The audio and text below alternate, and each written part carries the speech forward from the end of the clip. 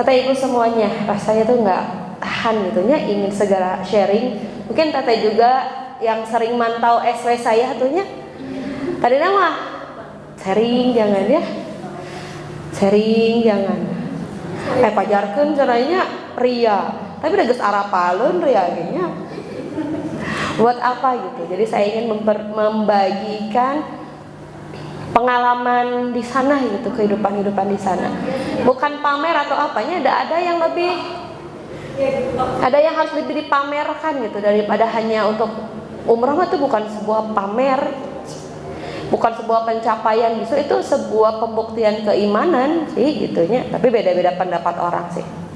Ya kalau di sananya pamer pakai outfit apa, atau pamer makan di mana, atau pamer sekadar foto-foto, mungkin itu bisa disebut pamer dari Allahu a'lam. Terus saya ingin membagikan gimana kebesaran dan kekuasaan Allah itu dari sebelum berangkat, bahkan setelah kembali pun itu, wah, kekuasaan Allah tuh di mana-mana disebutnya, karena Allah tahu masing-masing dari kita itu ada yang dimampukan, ada yang memampukan diri gitu. Dan khusus untuk panggilan haji atau umroh ini, Allah menyeru hanya untuk orang-orang yang beriman. Jadi kalau misalnya dari kita sendiri belum ada merasa ada panggilan, nah itu pertanyaannya, apakah kita beriman atau tidak? Nah ini kan relate-nya ke sana. Jadi kalau dalam hati tidak ada kerinduan mau ke dua kota Haramain ini, Islam dan rukun iman. Yang pertama syahadat. Pasti dengan pergi umroh atau haji kita membuktikan bahwa rukun Islam yang pertama tersebut. Ada yang kesana hanya untuk jalan-jalan? Ada kesana yang hanya untuk wisata? Rata-rata walaupun kesananya nomor 2 itu pertama kali, kenapa mereka menuju ke sana pasti karena keimanan. Walaupun bonusnya ada pikniknya, ada wisata religinya, tapi ke sana itu udah pasti terpanggil karena rasa iman, pembuktian rasa iman. Karena non-Islam dilarang masuk ke kota Mekah dan Madinah. Jadi syarat masuk ke dua kota tersebut itu harus bersyari, harus hijab. Maka ketika saya di Jeddah itu ada orang-orang yang non muslim lagi nunggu gitu, punya bus. Nah di dia mah ayam roti di tiungnya, tinggal lihat itu ada orang Cina tidak dikerudung, pegangan tangan dan semuanya sama, udah liberal gitu. Tapi di dua kota ini benar-benar Allah jaga, tidak ada orang Islam yang masuk. Jadi khusus orang muslim terjaganya. Yang pertama itu. Yang kedua, di dalamnya itu sudah pasti ada rukun Islam yang kedua, sholat. Itu sholat itu udah kayak nunggu waktu sholatnya, bener ya. Walaupun kita sering dengar kata ada di tempat tinggal nunggu waktu sholat aja, gampang ngobrol kayak gitunya. Itu bener-bener. Jadi lagi mau udah tidur, mau pas bangun jam sabaraha ada, itu yang ditanyain. Coba kalau kita bangun di Indonesia, pas bangun mana HP, pelajaran naon anak-anak, nah gitu kan. Di sana jam berapa ada? Jam 4. Di sana ada tuh jam 5. Jam 5. Oh berarti jam 3 kita harus pergi ke masjid, baru dapat tempat. Sesat itu harus ke masjid. Ada yang sudah pernah ke sana haji, kita cari bareng-bareng ya. Ini mah hanya pengetahuan. Jadi melibatkan rukun Islam yang kedua ini sholat ya. Setiap waktunya tuh ingatnya teh sholat, bukan karena ingatnya sholat banget, bukan. Karena itu patokannya. Boleh mau kan itu kamu ke sholat ke Masjidil Haram kan? Sayang sekali. Aku sholat di hotel ini nggak bisa, tapi sayang sekali kecuali sakit begini. Kemudian yang ketiga, rukun Islam itu kan puasanya. Sahur mungkin tidak puasa secara lahiriah. Tahu secara lahiriah? kita nahan makan dan minum saja ya. Di sana puasa semuanya, lisan yang dijaga, hati yang dijaga, itu benar-benar seucap jreng nyata. Apalagi ketika ada larangan ihram. Nah, jadi kalau kita ikut pas ke sana, ngambil mikot, kemudian niat ihram, niat berihram. Jadi beda ya. Kalau umrohnya itu rangkaian semua kegiatannya di Mekah, tapi pada angkat umroh. Tapi kalau mau umrohnya, ihramnya itu cuma 3 jam. Dan 3 jam itu menjaga diri dari semuanya perbuatan nufus, perbuatan yang dilarang oleh Allah, semuanya dijaga.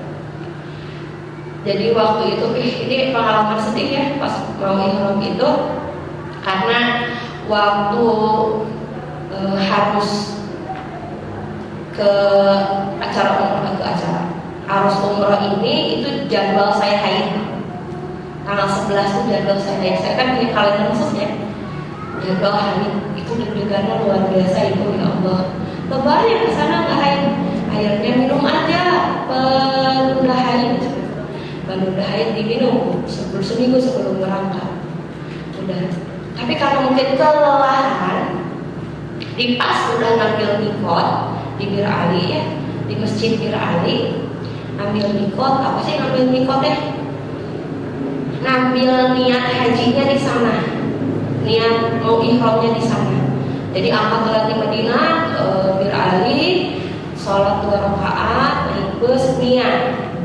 Berarti kalau sudah masuk larangan ihram berlaku, nggak boleh pakai make up, nggak boleh pakai cadar. Jadi sempat kita masih pakai gini ya, langsung itu turunin, jangan dipakai. Ya nggak biasanya, nggak boleh, nanti kena dan 2,5 juta tuh ibu. Jadi nggak boleh pakai ini, masker boleh, terus nggak boleh pakai wangi-wangian, nggak boleh berkata salah apa, jadi lebih banyak diam gitu ya. Gak boleh lihat sesuatu hal yang membangkitkan gairah syahwat dan semuanya gak boleh berhubungan suami istri. Dilarang ihram, gak boleh cuci tangan pakai sabun juga, gak boleh yang ada wangi-wangian.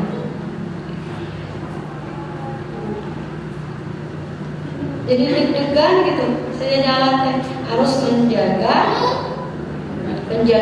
diri gitu kan.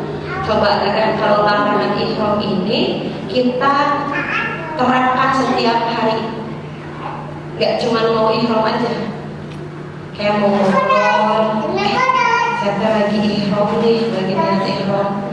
Kayak mau makan sesuatu, lagi niat ihram nih, lagi scroll, lagi ihram nih. Kebayang gak?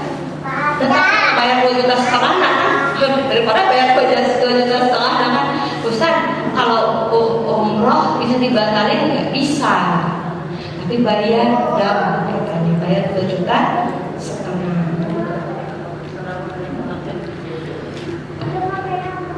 Enggak, di tas di rumah. Sebentar lagi.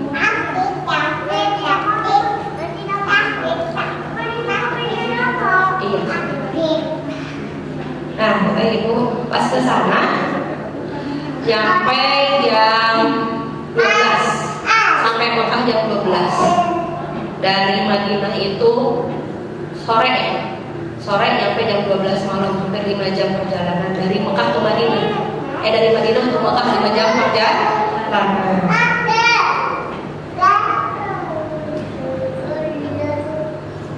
Sama katanya ini. Sepanjang jalan lihat jalan-jalan yang dilalui oleh Rasulullah ketika hijrah.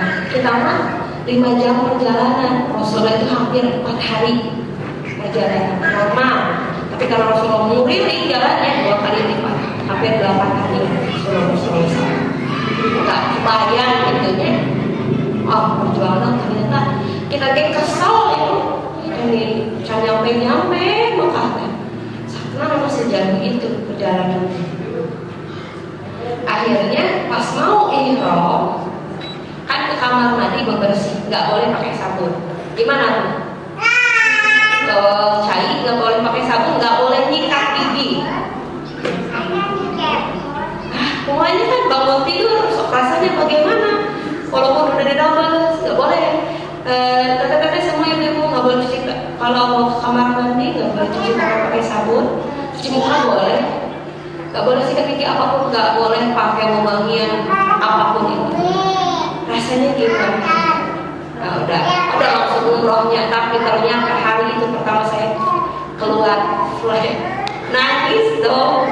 Orang-orang ihram, saya sendirian juga nangis itu ibu, dan nelfon Ustaz Mutawif, Ustaz Asim, Ustaz gini. Baik, tahan dulu, karena kita udah ini bisa dibatalin atau tidak? Gak bisa. Jadi yang batal ihram itu bukan haid. Jadi kita kan tahu. Jadi saya dari sana tahu hukum fikih ya. Wah, alhamdulillah, tuh dapat hikmah baru. Haid itu nggak membatalkan ihram, nggak teh. Jadi kalau udah haid, ya udah haid aja, nggak batal ihramnya, niat ihramnya. Tapi nggak boleh tawaf, nggak boleh sholat, nggak boleh kesana ya teh. Jadi Ustaz saya nunggu di sini, iya jam 12 malam tuh orang-orang segera ihram. Kira-kira bisa tidur kan? Bapak mau di kamar nggak bisa, boro-boro sambil jaga larangan ihram. Sambil jaga larangan ihram dan menjaga larangan ihram itu berat. 2 kali saya jaga larangan ihram. Wah, sama ujiannya tidak nggak boleh buka aurat walaupun itu di depan akhwat. Jadi kan teman sekamar tuh walaupun akhwat nggak boleh dibuka aurat. Rasanya gimana? Titik semalam aku di kos kaki semalam pas mau lagi ihram, astagfirullah itu lagi nggak ditahan teh. Jangan dulu minum obat apapun katanya. Tunggu dulu sampai itu beres. Kalau beres baru ini. Tunggu dulu sampai besok pagi. Tapi ternyata waktu itu hanya flat ya. Mungkin karena capek ya, flat. Akhirnya udah 8 jam nunggu nggak keluar lagi. Terus saya berarti bahasa Inggris mandi junub. Bayang nggak bu, mandi junub nggak pakai sabun, nggak pakai sampo. Oh ini ya Allah, gini amat. Kayaknya teman sekamar ada yang mengalami itu? Enggak ada, saya doang. Alhamdulillah. Ya, udah gitu saya mandi, ditiup dari kamar mandi. Ya, udah gitu teh, semua udah pada ihram. Pas pulang pagi-pagi, jam 3. Lihat wajah mereka kayak, ayo capek. Ihram. Lebih baik capek ihram ya daripada capek nungguan saya tapi jam tidur gak tidur. Begitu teh. Nelfon lagi pas pagi-pagi, Ustaz kayaknya nggak keluar lagi deh. Ya sudah senang mandi aja, langsung ihram. Bisa Mira sendirian kan? Ada yang bisa umroh sendiri kan? Kumaha cara? Walaupun udah manasiknya, udah diajarin manasiknya, sendirian harus mulainya dari mana kan? Yang lain dibimbing ininya, bacaannya, atau buka dari buku manasik dibuka lagi, ini lagi. Tapi alhamdulillah jadi paham 2 kali fikihnya ya. Kan hari itu ketinggalan. Oh iya, sok acungkan tangan ibu tuh. Hari itu ini dari sini belum jadi, sini belum jadi. Jadi itu ujian buat saya banyak. Luar biasa. Akhirnya sama mama saya, ayo teh rumah aja. Mama mau ihram. Ya ayo antar. Ayo cari mama ikut rumah. Saya luar biasanya fisiknya 2 kali lebih kuat daripada saya. Maka kalau ibu tetap mau ke sana, yang dikuatkan juga itu fisik. Karena ya emak-emak ini selalu menghindari junk food. Nah, jadi ada tim anak muda, ada tim ibu-ibu, dan tim ibu-ibu di sana itu jaga jauh. Anak muda, walaupun saya gak merasa muda ya, saya, Ambu, berarti siapa lagi yang anak mudaannya lagi tarumbang, sama tumbang. Mereka emak-emak paling pilek-pilek berobat deh. Kadang temen obat, kadang digosok-gosok beres. Cara raja, ternyata apa? Pola makan selama di Indo. Kita kan suka junk food ya, anak-anak muda ini tahu junk food tuh makanan sampah ya, cilok-cilok, mana kalau makanan itu KFC ya, chicken kali itu ya. Ibu-ibu, enggak, mama saya tuh nggak suka. Mama ini ada makanan kita beli itu, albaik itu mama terasa hayam gitu. Terasa kayak ketemu ayam di Pais mah, ini kesana di Cigana ya. Ini ya. Asli bu, makanan mengaruhi. Jadi mama saya tuh makannya tadi food ya, real food. Karena nggak terbiasa menerimanya makanan junk food. Jadi tubuh ibu-ibu ini dan nenek-nenek, bukan ibu-ibu lagi, nenek-nenek semua ya, itu jauh lebih sehat. Jadi yang pertama hindari junk food, ngaruh di sana. Jadi kerjaan di sana sholat, tidur, makan, minum obat, minum obat atau minum vitamin. Kerjaan kita gitu ya. Begitu diantar sama mama saya umroh. Yang lain sudah pada umroh pulang jam 3, saya pagi-pagi udah beres sholat subuh, baru umroh. Jam berapa ya? Setengah 8-an sholat subuh dulu, setengah 8 kita berangkat 2-an. Mama kumaha yakin bisa lah ada karek semalam. Tadi teh mulai start ya udah saya gantungkan ya itu ke mama saya. Walaupun itu udah lihat dulu mana sih itu pertama kali turun. Pintu mana mah? Pintu ini. Jadi kan semalam nggak lihat ya. Kalau lihat sama Ustaz turunnya gimana riuhnya? Saya cuma nangis, saya tinggal di orang di foto-foto, makanya di foto di Ka'bah yang pertama nggak ada api ya, ada. Sedih itu nggak ada saya, tapi maknanya tidak ada foto. Kemudian masuk pintu ini teh 79, khusus untuk ihram masuk ke pintu 79, karena yang lainnya nggak masuk pintu ihram. Nih pas turun, tapi siap-siap sudah mana bukunya? Oh iya ini bukunya. Pertama kali kita harus lihat yang masuk masjid, kemudian lihat Ka'bah. Sistem kan lihat Ka'bah. Turun di eskalator lihat Ka'bah, bisa baca? Nggak bisa, boro-boro gitu. Bismillah. Mama itu Ka'bah? Iya, itu tuh Ka'bah. Megah sekali tuh kayak Allah gitu. Oh ini gitu, atau ini Ka'bah, walaupun di gambarnya sama gitu teteh, tapi rasanya tuh kayak gitu tuh beda sekali. Baru dibaca doa melihat Ka'bah, karena saya tuh takut sudah itu bisa ninggalin Ka'bah gitunya, kan ada orang-orang yang nggak bisa lihat Ka'bah. Kisah-kisah yang lain ternyata bisa, alhamdulillah. Jadi jangan takut, wah kalau di rumah sudah bisa diajak, enggak, justru di sanalah di tempat itu kita tuh pengampunan Allahnya luas. Umroh tuh 2-an di Mamsen dan luar